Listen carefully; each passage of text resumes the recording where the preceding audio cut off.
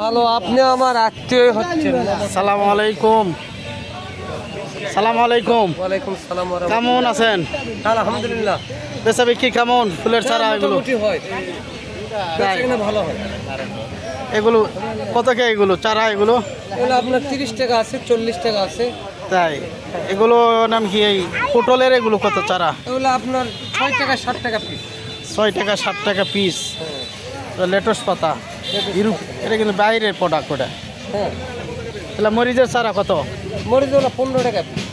মরিচ 15। বোম্বাই মরিচ আছে 40 টাকা পিস। মোটামুটি ভালোই চারা আসছে না মরসিন ভাই? হ্যাঁ,